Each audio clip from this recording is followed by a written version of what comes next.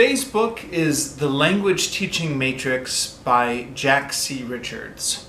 You'll have to excuse me, I'm using a photocopied copy because I'm all the way out here in Vietnam and getting a hold of real copies is difficult. So this is actually my second time reading through the book. I first read it about 3.5 years ago. Actually, I think it's closer to 4 years ago now. I was doing the Delta Module 1 by distance. And if you're not familiar with this, this is a certification for language teachers. The Module 1 section consists of doing a lot of reading and then taking a test. And this was one of the books that was recommended to me as kind of one of the essential books you need to read for the Delta. I had one particular friend I remember recommending it to me, but I have since heard this book recommended by several people as kind of an essential text for the Delta. And in fact, I've never really heard of this book outside of that context. Like, it seems like everybody who does the Delta is reading this book or is planning to read this book, and then I don't hear anybody else talk about it. So, if I haven't made that clear, I should make this clear. This book is not pleasure reading. This is professional development for my work as an English teacher. It's nothing I would recommend anyone read for pleasure. But if you're an English teacher, and especially if you're considering doing the Delta, apparently this is one of the key texts. At this present date, I actually have done Module 1 and I have not done the other two modules. So take my opinion with a grain of salt. Anyways, I was doing this Module 1. There were 3 of us together who were doing it by distance, and we'd have a kind of a study group going. And I finished this whole book and didn't really like it, but I kind of slugged my way through it. My friend didn't even finish it. He said, no, it was weird, boring, difficult to read. He didn't even finish it. I finished it, but I did find it a difficult read, especially in parts. I'll get to this a little bit later, but some chapters are easier to read than others. Some chapters, though, are not easy to read, so I can understand why my friend gave up on it. I had a tough time with parts of it myself. Now, I've revisited it because we're doing a book club now with some of the other teachers that I work with. And occasionally this book club causes me to kind of reread books we've already done. The other teachers were interested in the book, and I said, well, yeah, we can do it if you guys want to. I said, I have some mixed memories from the last time I read this book. I remember it being really useful, but at the same time being a bit boring and kind of hard going. But we decided to kind of read it together anyways. And so I'm here with a video review to kind of give my revised thoughts after having read this book a second time. Right. So, I guess I'll start off with the title. The title is The Language Teaching Matrix. Now, in my opinion, this title kind of sells more than it actually delivers, because people are like, oh, what is the language teaching matrix? I'm like, what's the secret to language teaching, or how does it all kind of tie together? But really, the title is just a title. There's 8 different chapters in this book, and I think each of these chapters is an article that was published separately in a journal somewhere by the author Jack Richards, and then kind of combined into one book and giving a catchy title that kind of sounds like it's all tying together more than it actually does. But really, it's almost best to think of this book as kind of 8 different articles by the same guy under one binding. That being said, actually, I'm going to try and be fair about this and say that it is kind of a language teaching matrix, because each article does cover one of the language teaching skills. There's one on reading, one on writing, one on speaking, one on listening. There's a beginning chapter on needs analysis and curriculum development. Then there's a chapter on methodology, and then there's a couple chapters at the end on, what are they again? Self-observing, and then another one on curriculum. So it does kind of all tie together in that sense, but the focus of these chapters are kind of so different. For example, the one on kind of teaching listening and teaching speaking are talking about it kind of in very general terms. Then when he gets to the one on reading, he does a profile of a reading teacher who he observed, and it's qualitative. It's a qualitative study, and it's good for what it is, but it's a bit jarring kind of coming after these chapters where his focus was a lot kind of broader. And I think, again, that's a legacy of the fact that it's not an organic book. It's several chapters that were published elsewhere, brought together under one binding. So, I don't know. Maybe that's kind of my first frustration with that, with the book, is that it's not really a language teaching matrix. I don't know. I guess you can't begrudge him for choosing a catchy title, huh? I mean, what else was he going to call it? 8 different articles published separately, brought together under one binding to increase sales. I guess he has the right to call it the language teaching matrix. So, in my book club, there are kind of 4 other people who are reading this book with me this most recent time around. We all struggled through chapter 1. It's funny, we were meeting for coffee one day, and one of the guys said, he says, I have such a hard time reading the book. He says, because I get to the end of the page and I discover that I haven't been paying attention to anything I just read. So then I have to go back to the beginning of the page and start again. And I thought, oh, I'm so glad to hear you say that. Because I thought it was just me. Like I thought, I'm just stupid or, something like that. But it wasn't just me. Everyone was kind of struggling to focus in on this book. It's got kind of very academic verbiage, kind of very academic prose that almost seems like it's designed to put you asleep, especially in the first chapter. Now, actually, having said that, let me make another caveat here. Some of the smartest people I know, like the people in language teaching who are real, like, highly academic people, really seem to like this book. So I've wondered at times if this could be what's the word, like a shibboleth, like one of those things that kind of divides people. Like if you're really smart, you're going to like this book. And if you're of kind of medium intelligence, you're going to struggle with this book and not like it. Is a thought that's occurred to me because all of the really smart people I know seem to really love this book. But I'm not going to try and pretend like I'm smarter than I am. I'm a person of medium intelligence. And yeah, I struggled to keep focused on it. It's not that, not that I couldn't understand what he was saying, but like, it took me a couple of times through some of these paragraphs. Because they were kind of written in a very kind of hard to understand style.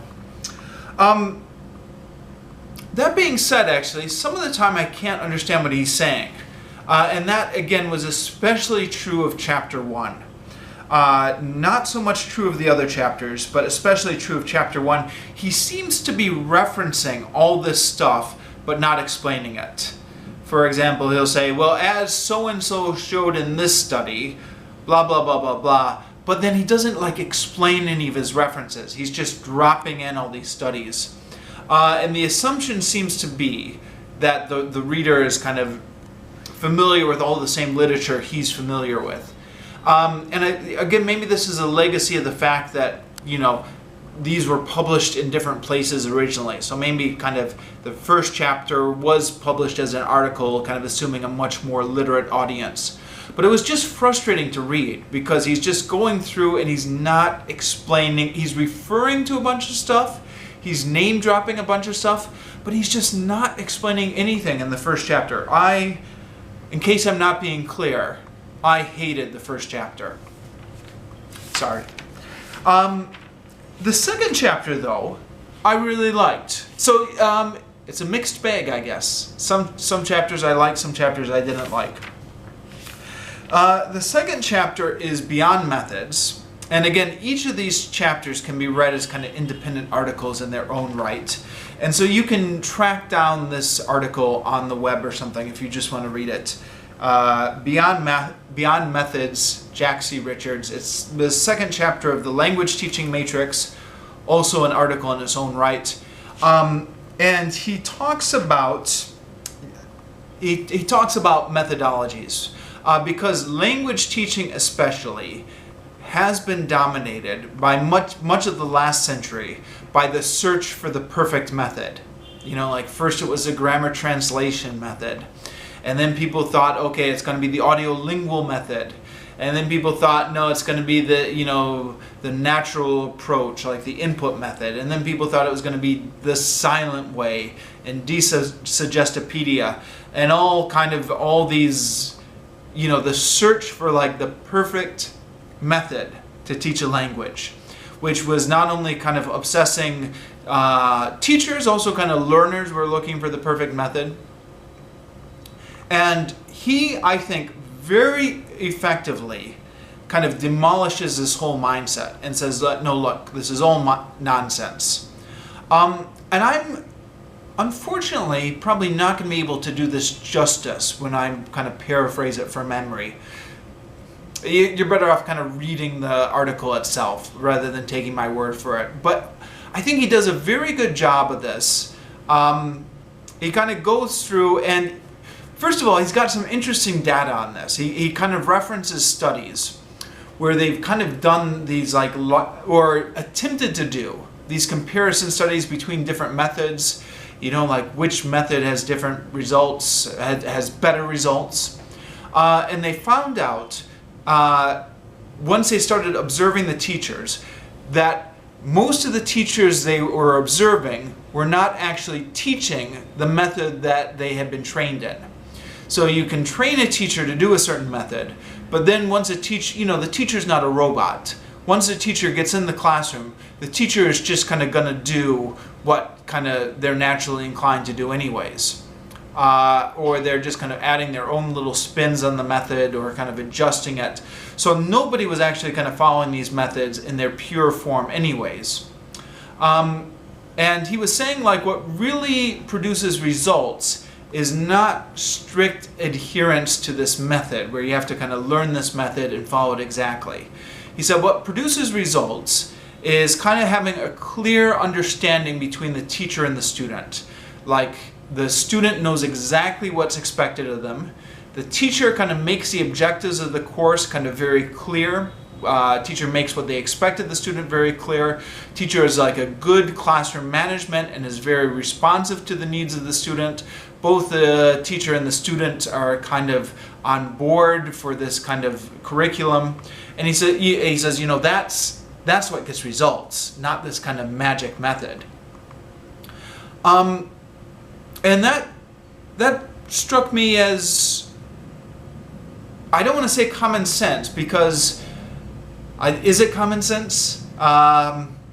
Because, there is kind of a part of our brain that thinks like, the perfect method is the key to kind of getting things right. But it struck me as sense, I guess.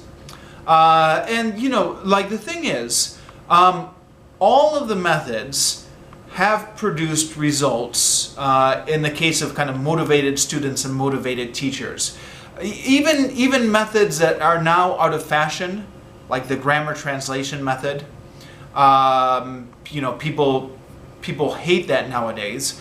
But under the right circumstances, if the student is motivated and the teacher is motivated and they've got kind of a clear idea of objectives, that can produce results. And I've met people who have achieved a fair degree of fluency in English just kind of through the public school systems in Germany or Russia or Japan or Vietnam, just because they were very motivated to study and they had very good teachers, even though they were using outdated methods.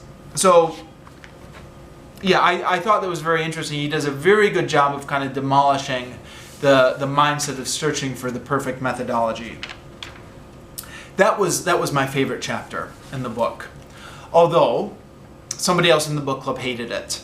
They said I hated chapters 1 and 2, and then the rest of the book was okay. So, yeah, just goes to show, I guess, different people, different preferences. We were agreed, though, that chapters 3, 4, 5, and 6 were all right. They were kind of reasonably readable, you know, still like a little bit of kind of academic jargon going on, but kind of readable enough and interesting, and kind of talking about things that were interesting and kind of relevant to the language teacher. Yeah, I guess that was another problem with chapter 1, kind of jumping back to chapter 1, is it was talking about curriculum development, which a lot of language teachers do not have day-to-day control over. But chapters 3 was talking about listening, chapter 4 was talking about speaking, chapter 5 was talking about reading. So this is stuff that the language teacher does have more control over and is more directly relevant to. Chapter 3 was interesting. It talked about the difference between top-down and bottom-up listening approaches. And kind of which situations each strategy is used, kind of what kind of tasks are good for teaching these. It also talked about the difference between, I think, interactional and transactional conversation. And yeah, so conversation, but it fits into the listening chapter because the assumption is, I guess, the learners are listening to the conversation on a CD. So, yeah, there's a lot of interesting stuff in here. Now,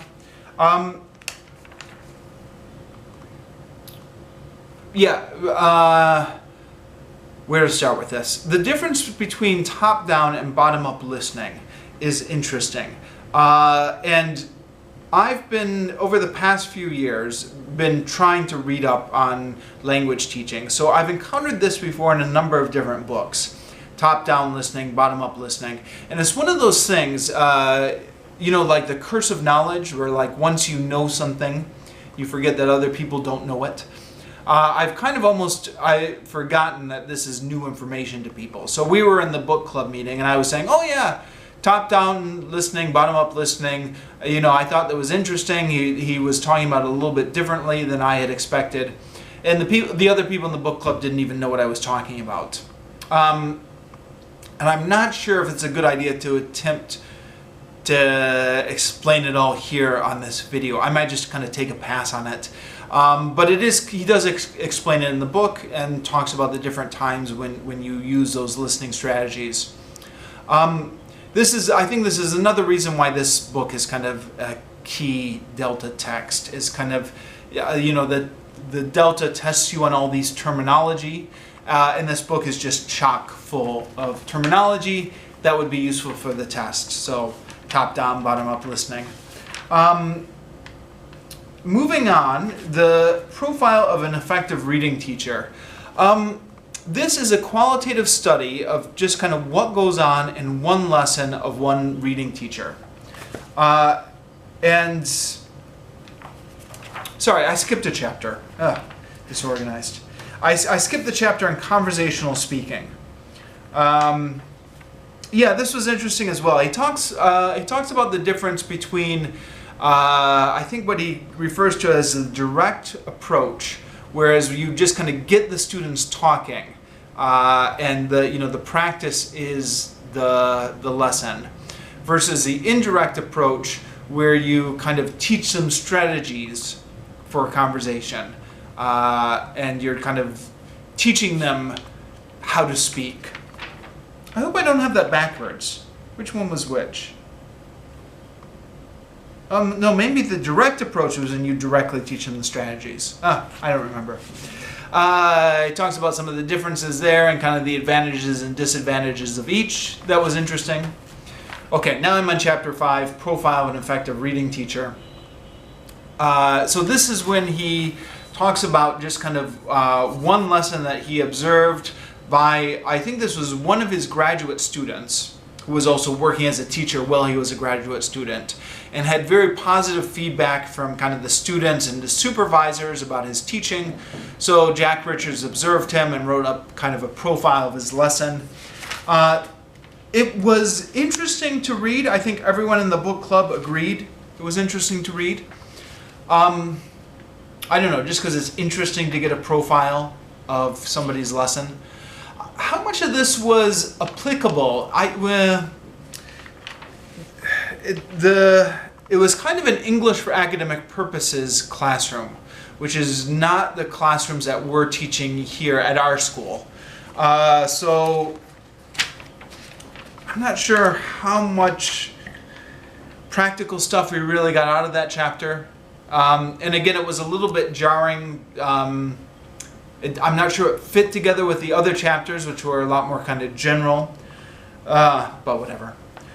Chapter 6 was about writing in a foreign language, talking about not only actually writing in a foreign language, but kind of the difficulty of writing generally. Because, you know, one of the strange things is everyone can speak, at least in their native language, but not everyone can write. I mean, some people are illiterate, like they just can't write at all. But a lot of people just can't write well. Even people who are literate and have gone through like the school system. And he talks about like why is that? Like why can people not write?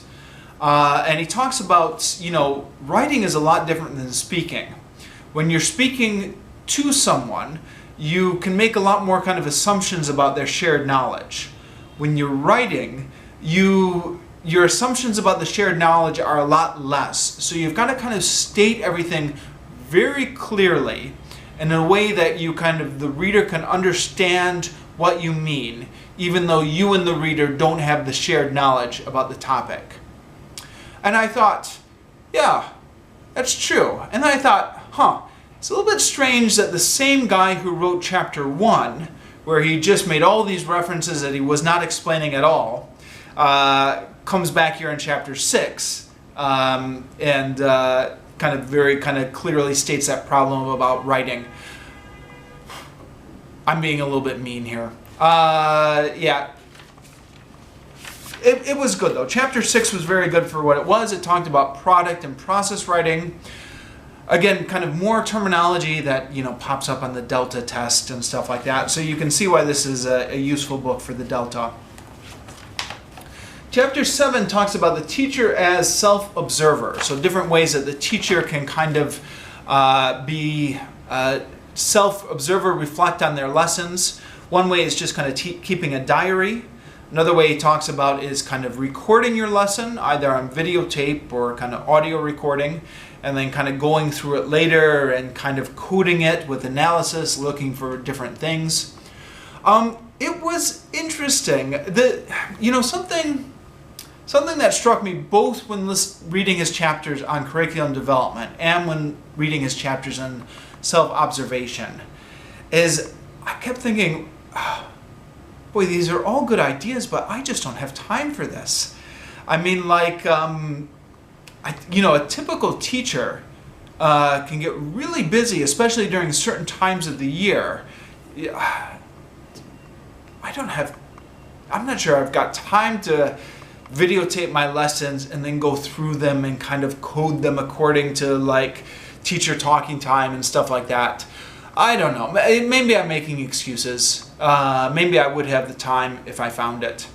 I guess, part of being a teacher is organizing your time. I find in my case especially, I can spend forever planning my lessons if I let myself. Because, your materials are never perfect. You could always make more materials. You could always kind of perfect your materials. So some weeks I find myself just spending way too much time on it. And maybe if I budgeted my time better and kind of cut back on some of that, then I would have more time to do some of this kind of self-reflection stuff. Maybe I'm making excuses for myself. But I thought it was a lot of really good ideas. I thought, I'm not going to do that. I don't have time for that. I don't know, maybe I do have time for that. I'll come back to that.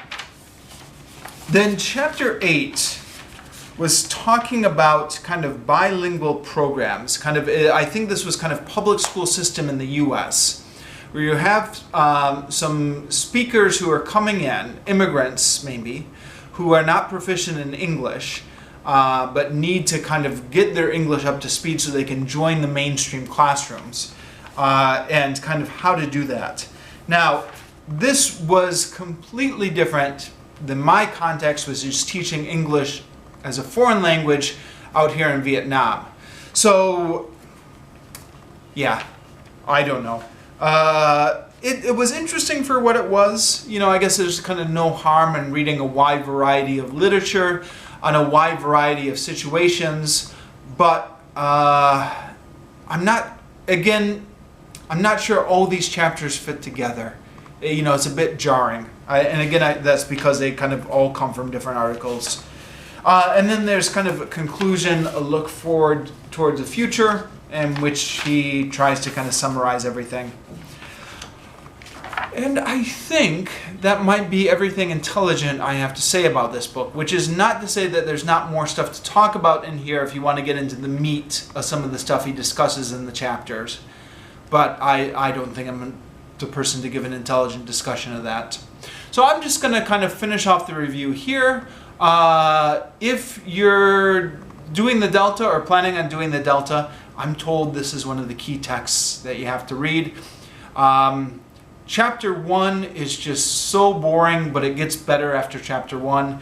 Chapter 2 I really like, and chapter 3, 4, 5, and 6 were all good. So yeah, I'm just going to stop here.